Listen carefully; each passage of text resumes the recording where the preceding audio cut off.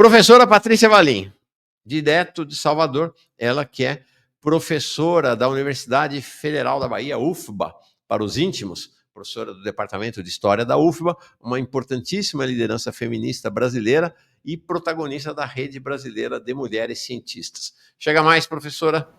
Tudo bem, Patrícia? Oi, olá, bom dia, Mauro, bom dia, Maxwell aqui, querido, Gabriel, que acabou de falar, e colegas que estão aí nos acompanhando, né, nesse programa que já é um sucesso de público, audiência e crítica qualificada, né?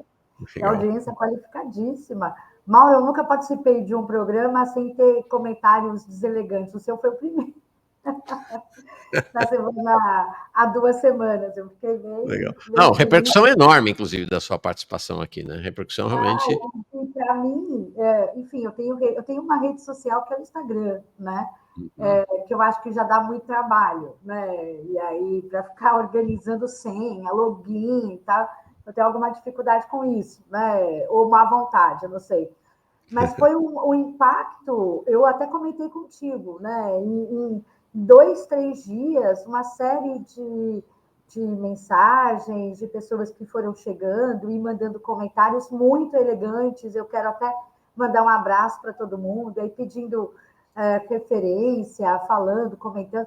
Eu acho que tinha, né, Mauro, assim, o tema, ele é um tema espinhoso, relativamente polêmico, porque de alguma maneira questiona algo que tem sido considerado como uma verdade absoluta, né? E no campo das ciências e mesmo da política não há verdades absolutas, né? Então é bom a gente se questionar sobre as coisas que têm sido impostas, né? Para nos desmobilizar da luta, né? Que é o que a reportagem do Davi Decache ontem, que foi excepcional. Aliás, parabéns, Davi. Que quadro, né, Mauro? Que quadro.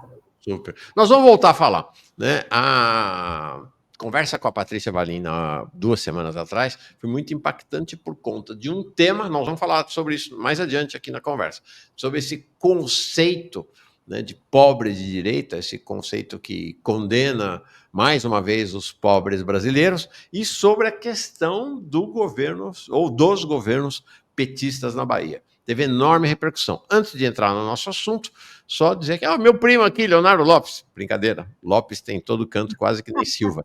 Essa frase desse boné azul ridículo, o Brasil é dos brasileiros, é sinônima do boné vermelho e da frase América em primeiro lugar do Trump. Lamentável. Vinícius Tinato de Souza chega como novo membro, assim como o Bruno Rolim Baggio. Olha, a Mara está por aqui. Presenteei com a assinatura do Jones Manuel. Obrigado. O JP. Putz, JP, não vi, só vejo agora. Gabriel, o nome do jornal, O Futuro, né, jornal do PCBR, como é que foi escolhido? Vou ver se me respondem aqui, a turma do PCBR, ou quem for do PCBR e souber, pode responder no chat. E a Undina faz outra pergunta que também só vejo agora, Undina. Temos um núcleo de encontros do PCBR em Brasília. Sabe que eu moro em Brasília? Não sei onde. Vou perguntar para o pessoal aqui também e já falo. Patrícia, queria começar a nossa conversa com uma questão que me parece crucial. Você falou na nossa conversa anterior sobre a Bahia.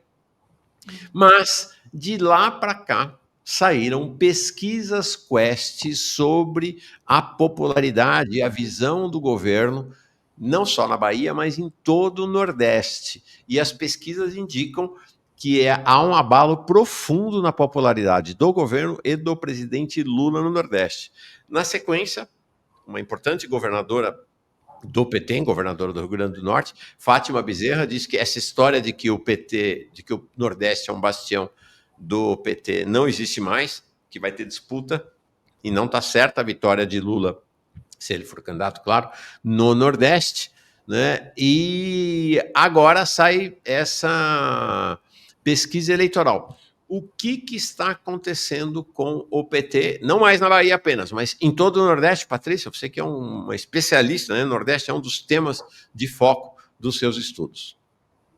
Eu faço pesquisa sobre a Bahia, né, Mauro? Desde a minha iniciação científica, tem muitos anos, eu tenho 53 anos, então, predominantemente sobre a Bahia, né, e a partir da Bahia, então, pensando aquilo que eu venho chamando de cinturão progressista no Brasil, né?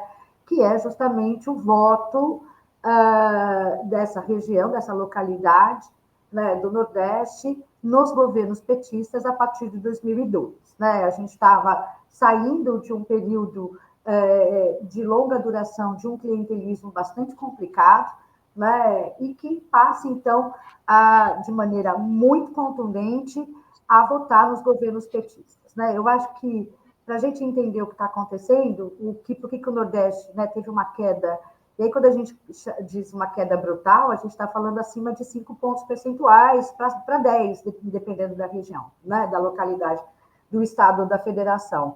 Não é pouca coisa, considerando o histórico de 2 décadas, portanto, né, dessa conformação do cinturão progressista. Eu acho, Mauro, que isso tem a ver. Esse voto ele pode ser explicado, né, pelo projeto petista do Lula 1, Lula 2 e Dilma 1 e Dilma 1,5, como chama, né, como diz o Gilmar Mauro, né, de um projeto de integração nacional. A gente pode discutir os termos dessa integração nacional, mas me parece consensuado, né, entre as pessoas que estudam o petismo, o lulismo, de que havia, né, no primeiro, sobretudo os 2 primeiros mandatos do governo do presidente Lula, um projeto de diminuição das assimetrias políticas e econômicas entre as localidades do Brasil, entre as regiões brasileiras. Né? Não preciso dizer, e isso é facilmente comprovado e está disponível, né, no Google, nas páginas do IBGE, do PNAD, né, Plano Nacional de Amostragem Domiciliar, todos os indicadores sobre o Nordeste antes do governo Lula 1 e depois de 2 anos de governo Lula e até do primeiro mandato do governo Dilma. Os indicadores eles são muito significativos. Há uma mudança, de fato, há uma diminuição entre as desigualdades, né, historicamente construída entre essas localidades, entre essa região, sobretudo aquilo que a gente chama, né, que eu venho chamando a atenção para o fato de que você tem uma sudestinização da política progressista, né, para as demais localidades do país. O que é essa sudestinização? É você pensar o Brasil a partir de localidades específicas, como São Paulo, sobretudo. Né? Então, aquilo, de um lado, aquilo que acontece em São Paulo ser considerado como algo nacional, e você pensar o Brasil a partir de São Paulo, sem que você tenha, de fato, um conhecimento ou um recorte estatístico sobre as regiões que são super assimétricas no Brasil até hoje. Então, isso para dizer, eu acho que uma primeira questão é preciso considerar que a memória desse projeto de integração nacional, como, por exemplo, eu acho que o carro-chefe, né, são desse período de Lula 1, Lula 2 e Dilma 1, foram construídas 1.500.000 cisternas no Nordeste. Né? O Nordeste sai de um número reduzido de universidades federais, institutos técnicos federais, e isso é dobrado, um pouco mais dobrado. Né? Na Bahia sai de 3 e vai para 7, né? Fora os institutos técnicos federais. Então, você tem uma pujança econômica, né? Enquanto o setor dominante, a classe dominante do Sudeste estava alocando o dinheiro das desonerações no mercado financeiro, naquela ocasião ainda, né, a classe dominante do Nordeste ainda reinvestia, tá certo? Na sua indústria, na produção de fruta, enfim, havia ainda um projeto de diversificação da economia. É preciso considerar que, durante o Lula 1 e o Lula 2, a gente tem o governo do Jacques Wagner, que vem de um histórico governo, né, do ACM, do Antônio Carlos Magalhães. Então, havia toda uma aura de mudança, de ruptura, né, de experimento e tal. Isso rapidamente se mostrou, não correspondeu, a realidade não correspondeu com as expectativas. Logo ao final do segundo mandato do Jacques Wagner, foi quando eu cheguei aqui na Bahia, estou aqui há 10 anos, né? Eu assumi na UFBA em 2015, começo de 2015, mas vim para a Bahia em 2014, com o Bento, e participei, inclusive, da campanha do Rui Costa, do primeiro mandato do Rui Costa, no qual as pesquisas diziam que não ia ganhar, e a gente ganhou no primeiro turno. Foi uma campanha realmente muito bonita e muito significativa na ocasião.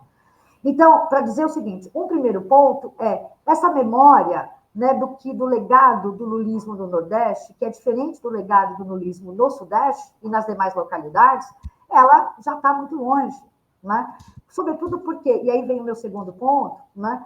Desde do segundo mandato do Jacques Wagner, Rui Costa e agora Jerônimo, você tem, e isso foi radicalizado durante o Rui Costa, você tem o apagamento da polarização política entre os governos petistas com a época do governo bolsonarista. O que eu estou querendo chamar a atenção é, no Nordeste, alguns governadores agiam em polo oposto ao bolsonarismo, a mesma política. Então, você não tem, para a população, você não tem distinção entre o que era o bolsonarismo e o que era um governo, a diferença entre um e outro, o que são os governos petistas. Eu estou me referindo especificamente a privatizações, né, a projetos de militarização das escolas, a reformas da Previdência no âmbito estadual e, sobretudo, como é que esses governos petistas pensam a segurança pública, quer dizer, não pensam, terceirizam o assunto para as polícias militares, que a gente sabe o que tem acontecido, tá certo? Então, você tem, primeiro, o legado petista no Nordeste já está muito distante, né? Segundo, durante o período Bolsonaro, Temer-Bolsonaro, alguns governos petistas agindo como, né, viabilizando políticas neoliberais radicais no âmbito do governo petista, quando deveria, né, se opor radicalmente a essa, fazer uma frente política e econômica aos governos bolsonaristas. E, por fim, Mauro, aí chegamos ao governo atual, aquele projeto de integração nacional, ele não há nenhum projeto do atual governo. Qual é o grande projeto do atual governo? A não ser, né, viabilizar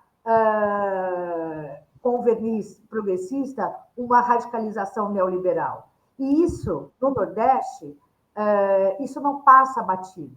Embora tivemos aqui, né, na localidade, na região, avanços, né, os dados não mentem, como a Denise mostrou como é que chama, na apresentação dela, esses avanços, quando você não tem projeto, e seu único projeto é radicalizar a viabilidade do neoliberalismo, eles caem e eles reforçam as assimetrias anteriores.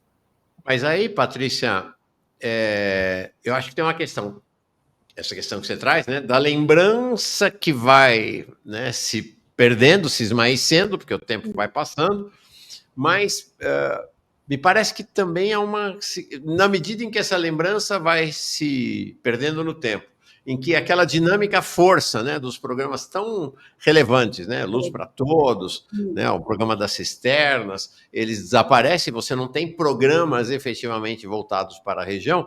Me parece que, além disso, tem um outro processo, que eu queria que você nos explicasse aqui, até porque você é uma especialista nesse tema, né? O seu doutorado foi sobre exatamente a questão das famílias, né?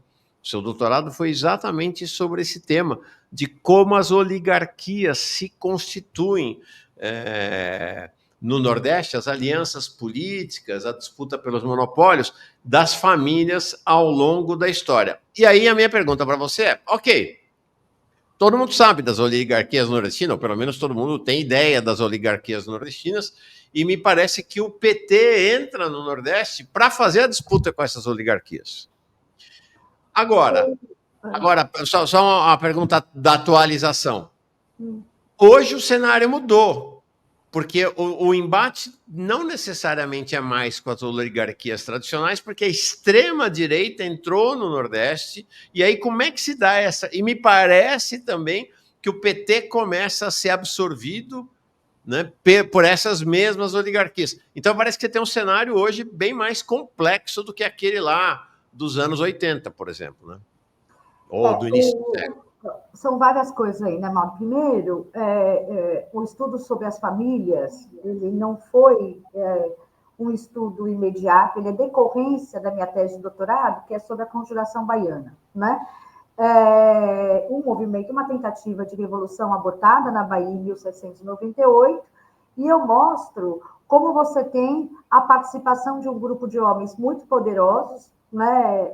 Você tem uma aliança de setores daquela sociedade, tanto de interesse dessas oligarquias na época, né? E de setores excluídos dessa sociedade no final do século XVIII, 1799, para viabilizar algumas demandas. Quer dizer, se alia ao seu algoz, né, como uma estratégia política para tentar, a partir das brechas abertas por um sistema extremamente hierarquizado, escravista, antigo regime escravista, para tentar ocupar certos postos, tal. A gente pode voltar a isso, né? Então, as famílias aparecem no meu doutorado à medida em que esse grupo de poderosos, que um contemporâneo da época, né, o Luiz dos Santos Vilhena, chama de enteados, né? Porque, embora não sejam parentes, se comportam em bando como parentes, atuam, né, para ocupar as estruturas internas do Estado, transformando esse Estado num grande balcão de negócios para esse grupo que se comporta como uma grande outra família, né? E aí, por que as famílias aparecem? Porque esses homens, eles estão no poder, um deles, como eu disse na outra vez, né, na outra participação, com a chegada do Tomé de Souza, 1539, e várias famílias, Vicente Viana, Machado, Pires de Carvalho Albuquerque, estão até hoje na política, seja na política institucionalizada, seja no judiciário, ou ocupando postos de comando nas Forças Armadas, né? Então, a gente está falando de fato. Isso é importante dizer. A gente vê esse Hugo Mota, né? O Hugo Mota levou a avó dele, que é uma dessas, para levar para ir lá com o Lula no dia da posse, a bisavó, a trisavó, né? Vespasiano, o Vespasiano, né, do tribunal, que fez um discurso recentemente. Então, você tem várias famílias ainda, e isso a gente consegue mapear por meio de uma metodologia que são, né, chamada redes clientelares, não por acaso são redes clientelares, são clientes, né, do Estado, se comportam como, a partir de buscas nominativas. O meu ponto é, isso não ocorre só no Nordeste. São Paulo tem, Rio de Janeiro tem, todas as localidades têm, tá certo? Mas como a gente está falando aqui do Nordeste, então qual é o peso dessas famílias nos governos petistas, né? Os governos petistas, eles, Jacques Wagner I, Jacques Wagner II, Wagner I, Wagner II, chegam ao poder. A Bahia, só Salvador não elege governo petista. Há 2 colégios eleitorais que são determinantes para as eleições do governo do Estado. Estou me referindo especificamente na Bahia. Um deles é Feira de Santana, o outro Vitória da Conquista. Para que você pudesse ter chances mínimas de concorrer e ganhar, né, do candidato do camismo tradicional, tal, foi preciso fazer aliança com as oligarquias locais. Então, Vitória da Conquista e Feira de Santana. Então, o que acontece é, o PT, uma coisa é você ter aliança no nível federal, né, para a eleição presidencial. A outra coisa são alianças em nível estadual e em nível municipal. Então, por exemplo, aquilo que se aparece como oposição, que surge como oposição em nível federal, não necessariamente corresponde aos acordos feitos no Estado e no município. Então, é preciso considerar o recorte, esses recortes são importantes. Então, de lá para cá, como é que os governos petistas têm conseguido a reeleição? Né? A gente está indo para um fenômeno muito parecido com os tucanos em São Paulo. Né? Você tem décadas do tucanato em São Paulo. Aqui na Bahia, a gente tem já indo para 2 décadas do petismo. Então, como é que esse fenômeno pode ser explicado na Bahia? O PT se alia a essas oligarquias locais, né? Sobretudo no interior. Então, a Bahia é muita coisa, né? São muitas Bahias. Você tem os territórios, você tem o território de Cisal, você tem o Recôncavo, você tem o Sul, você tem Jequié, que é a cidade do país mais violenta. Só para concluir essa parte, Mauro, o que aconteceu no período Bolsonaro, né, a partir do período Bolsonaro, é que você tem um movimento. Então, essas oligarquias, elas não eram hegemônicas também. Você tinha um racha entre essas oligarquias, entre os antigos coronéis com os novos. Não está dado. Então, havia uma disputa, tanto é que, enfim, né, você tem cidade até hoje que você tem duas famílias disputando o poder, né, institucionalizado. O que aconteceu foi o seguinte: os antigos coronéis se aliaram com as milícias. Um dos maiores projetos do bolsonarismo é a nacionalização das milícias. Então, é você expandir um modo, uma governamentalidade que foi testada no Rio de Janeiro para as demais localidades no Brasil. O primeiro estado que você tem, você tem São Paulo com Tarcísio, agora a Bahia, desde aquele episódio com o Adriano, você lembra disso? No sul do estado, onde ele foi capturado, houve uma aliança da polícia da Bahia e tal, um episódio bastante, enfim, complicado, que teve muita repercussão. Então, você tem a entrada pesada das milícias na Bahia. Então, o que está acontecendo nesse momento? Né? O governo petista está se transformando em algo descartável para essas oligarquias. Já não é mais necessário, percebe? Ele já não traz mais, ele já não tem muito o que oferecer depois desses anos todos. Isso para as oligarquias. Para a população de maneira geral, qual que é a novidade desses governos depois de 15, 18 anos, 16 anos? Né? Exceto privatização, exceto militarização, exceto uma política de Estado genocidária que mata a população negra, jovem, população em escala industrial. Então, o governo petista, eles estão numa encruzilhada, tá certo? Nada garante, aí a governadora Fátima está coberta de razão, porque isso ocorre no Ceará, isso está ocorrendo em outras localidades. Então, Rio Grande do Norte. Rio Grande do Norte. Ou seja, o PT fica descartado pelas oligarquias, porque não precisa mais, não serve mais como instrumento de controle, e também descartado pelos eleitores, pela população, porque também não consegue retomar aquela dinâmica dos primeiros governos. Né? Exatamente. E outra, né? Por que as oligarquias têm aderido às milícias? Né? Porque, evidentemente, você tem uma história do Nordeste, eu quero chamar atenção para isso, né? De insubmissões muito fortes. Então, à medida que os governos petistas não têm apresentado um projeto alternativo que não seja radicalização neoliberal, taxa, inflação altíssima dos alimentos, né? O emprego, então, o aumento, eu te mandei um material ontem mostrando, né, qual que é a agricultura no Nordeste que tem sido valorizada. Plantação de soja, de milho e cana-de-açúcar. Né? A gente está o Caio Prado Júnior, a introdução da formação do Brasil contemporâneo, que é um livro do Caio Prado Júnior de 1942, a introdução se chama Sentido da Colonização. Eu vou citar literalmente o que ele escreve. Fomos colonizados para exportar produtos tropicais para o consumo europeu. E isso só é possível por meio da superexploração da população. Então, você tem um agronegócio extremamente complicado, você não tem o incentivo da agricultura familiar, então, inclusive, você tem conflitos de terra violentíssimos na Bahia, privatização de áreas públicas, então, por grandes lobbies jurídicos, junto com lobbies da imprensa mainstream, e você tem, como é que chama? Qual é o setor que mais cresce na Bahia? O setor de serviços e serviços. Desse setor de serviço, qual é, dentro de um conjunto de possibilidades, turismo, comércio, é a administração pública.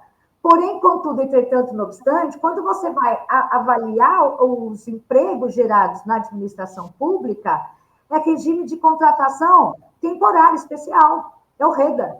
Então, não é que abriu o concurso público, tá certo? Que você tem estabilidade. Então, a qualidade do mercado de trabalho, a qualidade de vida da população nordestina não só piora. E só piora muito. Uma última coisa. Não, por acaso, você tem vários movimentos... Que você, antes de você falar a última coisa, há uma evidente degradação das condições de vida da população do Nordeste, num sentido oposto àquele que foi a melhoria das condições de vida nos 2 primeiros governos do PT, do Lula. E era sentido isso no Nordeste, porque as assimetrias entre o Nordeste e as demais regiões do país eram muito gritantes. faltava água, tal. E aí você tinha, naquele momento, ao final do Lula 1, eu fiz uma pesquisa, publiquei um artigo no Caderno Codas da Fundação Perseu Abramo, chamado Lula Lulismos, né, para a gente pensar, não é a mesma coisa num país de dimensão continental, não dá para você fazer pesquisa nacional sem que você tenha amostragem de todas as localidades, uma vez que não somos as mesmas coisas. Não adianta vir falar que somos, não somos. Né? 5 mil reais no Sudeste é uma coisa, 5 mil reais no Nordeste é outra coisa, gente. Pelo amor dos lixados, isso é evidente. Então, naquele momento, qual que era a sensação? A sensação de mobilidade social e econômica era brutal. Então, as pessoas ascenderam, as pessoas estavam, pela primeira vez, numa historicidade grande, né, numa temporalidade grande, podendo escolher ficar na terra em que ele nasceu, em que a família nasceu, sem ser obrigado, sem ser expulso da sua terra, para ir ser super explorado em trabalhos altamente precarizados no Sudeste. Então, isso é muita coisa. Essa sensação, esse sentimento não se tem mais, aliás, o contrário. As pessoas estão voltando a deixar suas localidades e ir para o Sudeste. Porque o número de emprego aqui não tá sendo gerado, é isso que eu estou te falando. Então, além de ser um regime de contratação especial, o salário é baixíssimo. E a inflação alimentar, numa localidade que você tem muita precariedade, muita fome, isso é avassalador. Seria um milagre que ele não tivesse caído nas pesquisas. E aí não dá para pensar. Aquilo que eu ia te falar antes é o seguinte: por que essa oligarquia, então, se alia com as milícias e você tem um recrudescimento do setor de segurança? Eu acho que faltou isso para explicar. O Nordeste ele se revolta muito, ele é muito organizado. Né? Você tem muitas manifestações. Não estou dizendo que outras localidades não são, mas a gente tem, historicamente, né, no país, várias, né, revoltas, desde que o primeiro português pisou, invadiu essa localidade. Você tem inúmeras revoltas indígenas. Né? Você tem a morte de um capitão donatário. Os indígenas assassinaram, porque recusando-se a escravidão, que é o Pereirão, chamado Pereirão, que é o Pereira Coutinho. Né? Então, você tem uma série de revoltas e você tem um lastro, um acúmulo político de insubmissão muito forte. E como é que você contém essa insubmissão? Uma política de segurança extremamente avassaladora, extremamente violenta, genocidária. Né? Então, você vai... o que tem acontecido é que a população, você vai espalhando e cultivando o medo. E esse medo, ele é real e ele é simbólico, que é aquilo que o Davi Descartes tocou ontem, a Denise, de alguma maneira, outros colegas vêm falando aqui no seu programa, que é, vamos cultivando o medo. Olha, é muito ruim com a gente, mas é pior com eles.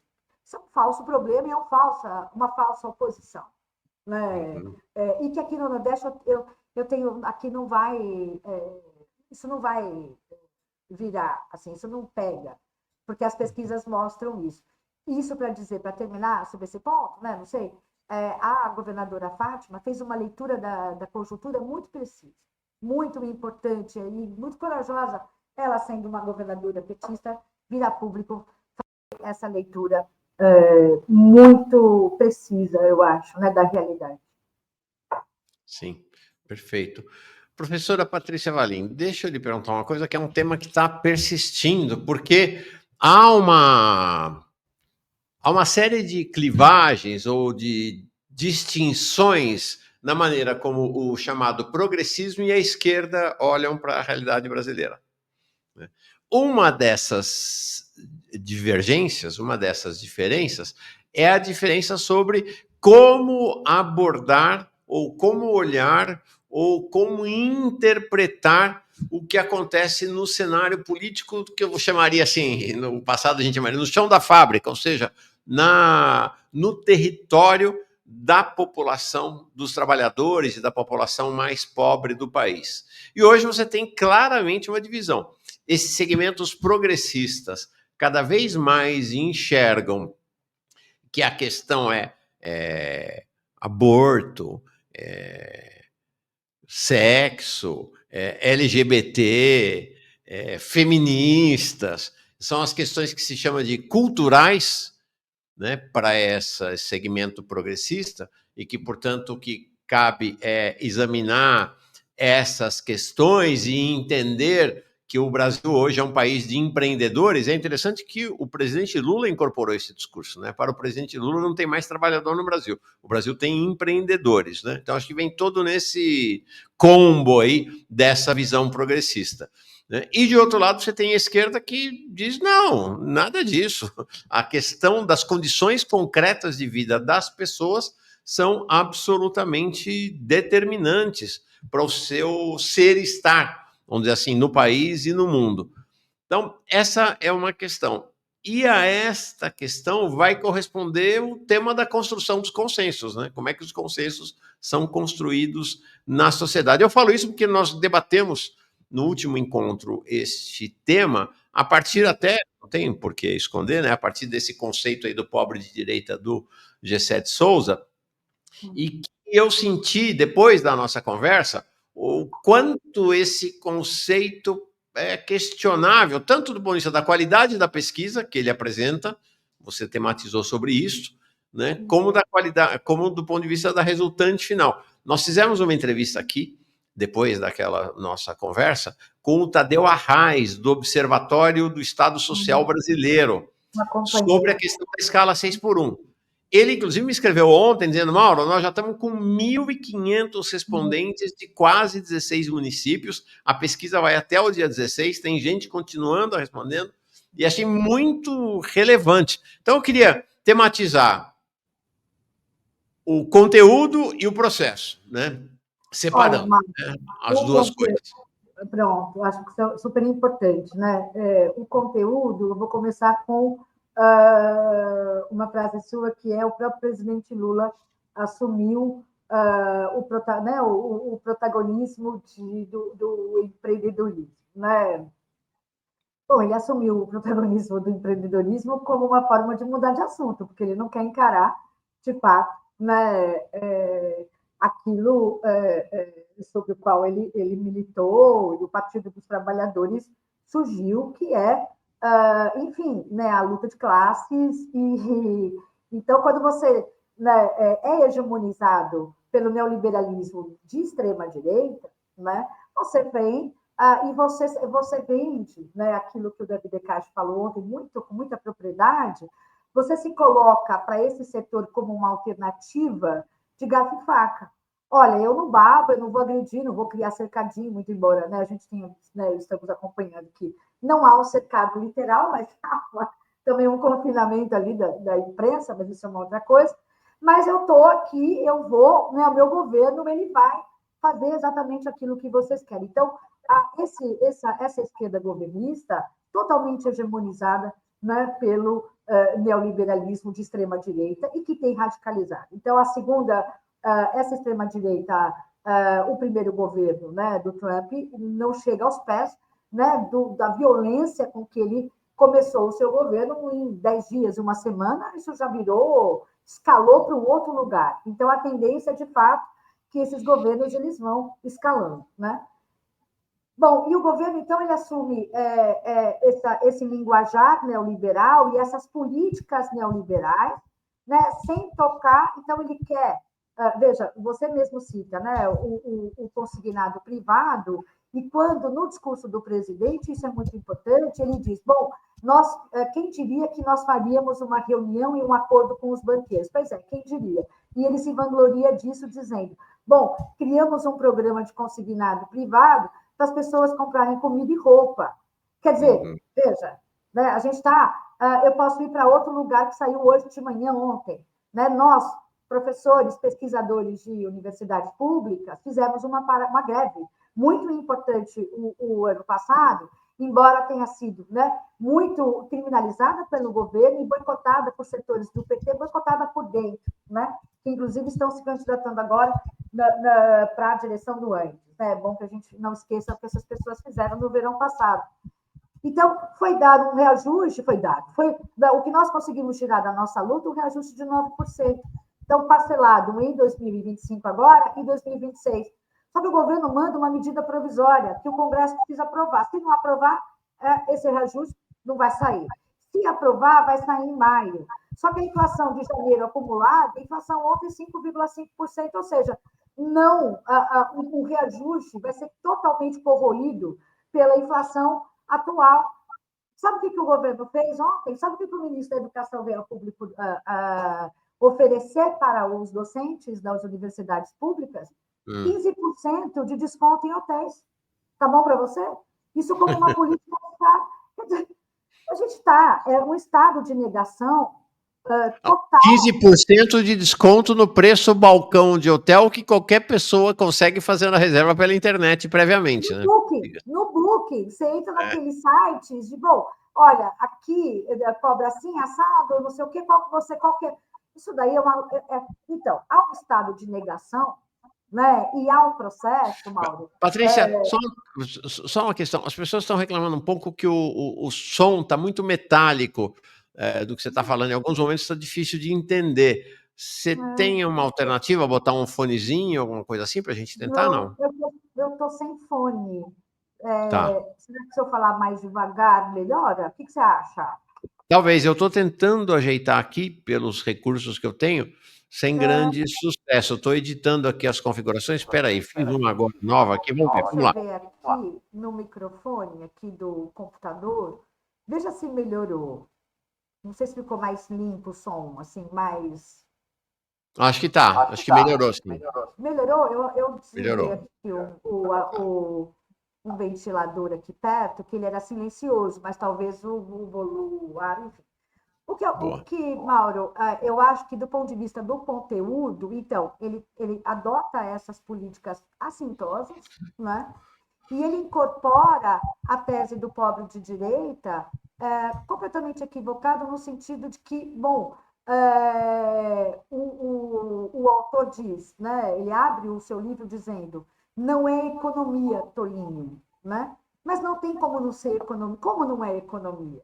Né? A gente não explica as assimetrias, os impostos, né? A inflação de alimentos por ressentimento. Então, assim, não é economia, mas não é só economia. A gente está falando de que economia? Né? Então, primeiro, do ponto de vista formal, né, essa turma que faz a pesquisa, o Tadeu faz uma pesquisa, ele chama atenção para o fato de que, bom, eles estão pesquisando mais de 1.000 pessoas em todas as localidades do país. Então, as pessoas precisam tomar cuidado. Quando elas vão ler ou ouvir determinadas pessoas, verificar, bom, foi feita uma pesquisa, está registrado em comitê de ética da universidade de origem, que precisa estar registrado. Quantas pessoas foram entrevistadas? Porque senão é o que o autor pensa sobre o mundo. E o que o autor pensa sobre o mundo pode ser interessante para ele, para a mãe dele, para o pai dele. Mas isso não pode virar uma política de Estado, percebe? Na ausência de um projeto de país, você não pode pegar uma política que casa perfeitamente com essa política econômica totalmente neoliberal e assintosa. A gente não votou nesse governo para ele fazer isso. A gente votou nesse governo concordando com uma frente ampla como uma estratégia para ganhar a eleição. E o que se esperava era que houvesse uma disputa política no interior da frente ampla.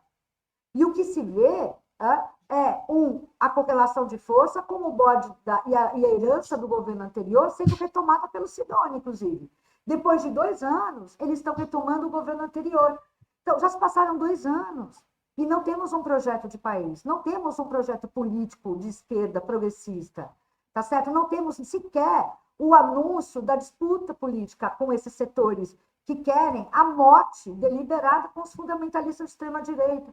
E aí, Mauro, a política, aquilo que se convencionou chamar de identitarismo ou política de identidade, né, como uma causa para todos os males do mundo e do Brasil em particular, o Trump veio numa cruzada contra gênero, contra a transexualidade, né, proibindo pesquisadores, perseguindo pesquisadores, emitindo comunicado oficial proibindo o termo, o conceito disso. Né? É todo um campo de pesquisa historicamente construído, de super importante.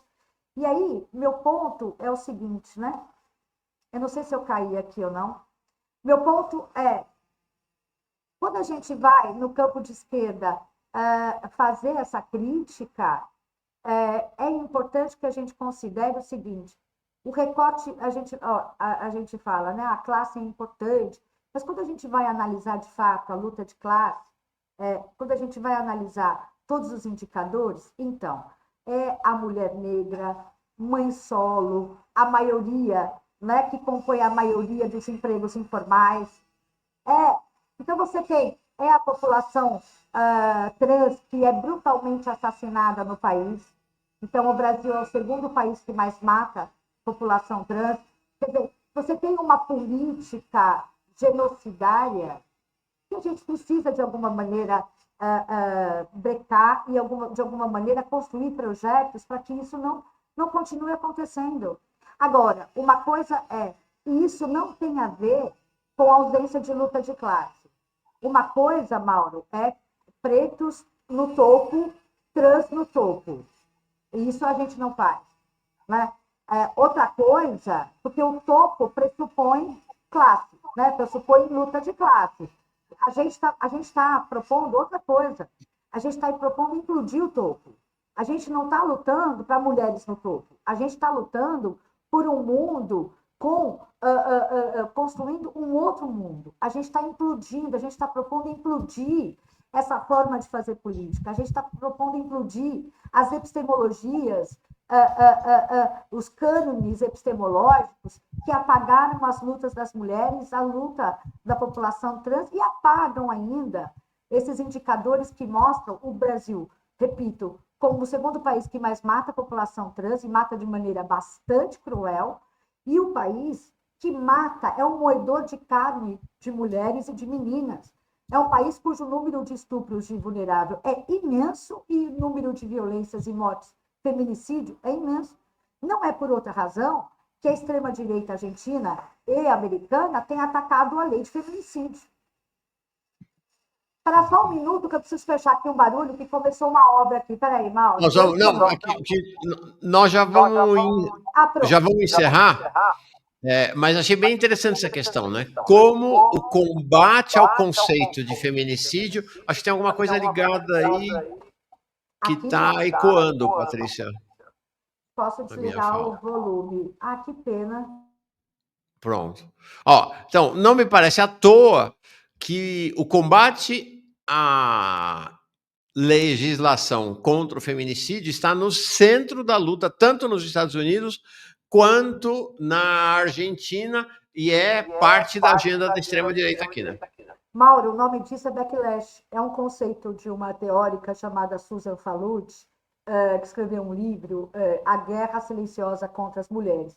À medida que a gente vai conquistando direitos, que a lógica é o seguinte, né? Tanto do governo petista quanto dessa esquerda governista a gente até aceita vocês lutarem por Bolsa Família, bolsa de pesquisa, tal. Mas a gente não, mas daí a implodir o cânone, implodir, né, a presença de homens brancos no governo, historicamente no governo, a foto que você mostrou hoje é muito paradigmática disso. Daí a querer ocupar, por meio de paridade de gênero e raça, as estruturas e disputar uma outra maneira de ocupar o Estado, até que não se ocupe o Estado, no limite. Quanto mais se ocupa o Estado, menos você deve estar no Estado. Exatamente. Não tem uma população, não tem uma pessoa negra, não tem uma pessoa indígena, não tem uma mulher. Não tem. Então, esse não é o país. O Brasil não é isso. As mulheres são maiorias. Nós somos a maioria. Então, e outra, né? E aí vocês têm 30% de cota. Bom, as eleições de 2024 mostraram que o PT não respeitou cotas em vários lugares, não foram poucos, tá certo? Então, a extrema-direita não respeita a cota. A direita não respeita a cota, mas o PT não respeita a cota. Mais mal. Quando a gente, então, e aí não respeita a cota, e aí se elegem homens, os mesmos homens dessa foto, e aí vão para o Congresso e para o Senado e vão aprovar a autoanistia por não ter respeitado a cota e não ter feito uma divisão paritária, equitativa do montante para o fundo de campanha, para viabilizar outras pessoas no Congresso. Essas outras pessoas no Congresso, elas têm um compromisso, tá certo, de viabilizar os nossos projetos políticos também. E tensionar essa política que historicamente está na mão de homens brancos das tais famílias, desde a chegada de Tomé de Souza, mano. A gente está falando, né, de uma oligarquia e de uma esquerda que deseja, o seu único projeto bem-sucedido é a despolitização política, porque isso é um problema para o campo inteiro de esquerda, e é agir como se oligarcas fossem. Eles não são oligarcas. Então, a oligarquia agir para nos impedir, ok, é do jogo deles, eles não querem, eles querem continuar. E aí tem um erro que também é do autor, esse autor do Pobre de Direita, as pessoas podiam prestar atenção nas notas de rodapé e como que essas pesquisas são realizadas, né? Porque não estabelece relações de equivalência entre a identidade, o identitarismo da extrema-direita, do homem branco, macho, Bolsonaro, com aquilo que ele chama de identitarismo nosso. Só que o homem branco macho, ele é a norma. Ele é a norma. Ele tanto é a norma, é que ele não precisa nem dizer que ele é homem branco e macho, porque ele é ouvido, ele é eleito. O que ele fala, o que uma mulher fala, é considerado quando tem a validação de um homem. Você já reparou nisso? Então, assim, a gente luta com isso na universidade, nos congressos de produção científica, diariamente, mano. Diariamente. Né? Você pode falar de um tema há muitos anos, vem um cara dizer a mesma coisa recentemente, nossa, ele descobriu. Não, mas você tem o caso do Boaventura de Souza Santos. Uma das questões pelas quais ele está sendo processado é porque ele praticava plágio das orientandas dele, mulheres. Está lá, está no processo, tá certo? Então, assim, eu estou falando do Boaventura para não citar colegas aqui, né, dentro do Brasil e mesmo no campo da política. Então, assim, o que a gente está querendo? A gente está querendo mais mulheres no topo? Mais negros e negras no topo? Não. Tem mulheres e pessoas negras e população trans que almeja isso? Tem. Há uma tensão entre nós. Isso é disputado, tá certo? Não está dado. A gente está construindo e a gente está se organizando, inclusive, para construir uma candidatura nossa, uma alternativa nossa. Porque, não, do nosso ponto de vista, a nossa análise da conjuntura é que não adianta a gente construir uma candidatura de esquerda radical, eu chamo de consequente, né? Quer dizer, diz que é esquerda e age como esquerda, a consequência é agir como, de fato, esquerda, sem que haja paridade de gênero e de raça. Isso, e sem que haja mais uma paridade de projeto de Brasil, considerando uma equidade entre as regiões. E mais, sem que se tenha a história, o resgate radical do nosso passado como linha política. O que eu estou chamando de resgate radical do nosso passado como linha política? Vamos refazer uma revisão do passado, da nossa história, que foi cheia de conflito e cheia de projetos alternativos de futuro e que não foram adiante por verdadeiras carnificinas. A população era morta, houve muita guerra, muita luta. Nas lutas pela independência política do Brasil, alguém aqui já ouviu falar da Guerra de Genipapo? 2.000 pessoas mortas, dentre elas mais da metade mulher, um monte de indígena. Ocorreu no Ceará e no Piauí. O Pedrinho I, era um açougueiro de gente humana. Na Bahia, mais de 500 pessoas foram mortas. Na Revolução Pernambucana de 1817, aqueles revolucionários e revolucionárias, tinha muita mulher participando, entre elas Bárbara Eleodora, eles formularam a lei orgânica com 28 artigos. Entre os artigos, a autonomia dos 3 poderes, né? Um projeto de emancipação gradual da escravidão, das pessoas escravizadas, vai lá, havia contradição. Mas, Mauro, eles aboliram o pronome de tratamento, que reforçava as assimetrias entre senhores escravistas e escravizados. E aí passaram a se chamar de você. Isso é altamente republicano, ou seja, formula um projeto de país absolutamente dissidente da norma, que é o que a gente deve, como esquerda radical, esquerda consequente, formular.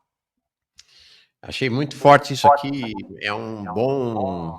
Espera um pouquinho, deixa eu fechar aqui que está ecoando. Acho que é um bom símbolo da nossa conversa, né? Nós não queremos mulheres e pessoas negras e indígenas no topo, nós queremos explodir o topo. É isso aí, esse é o projeto da esquerda digna desse nome. Professora Patrícia Valim, super obrigado, até a próxima vez, bom dia para você. Um beijo, querido, um beijo para todos, bom dia para todos.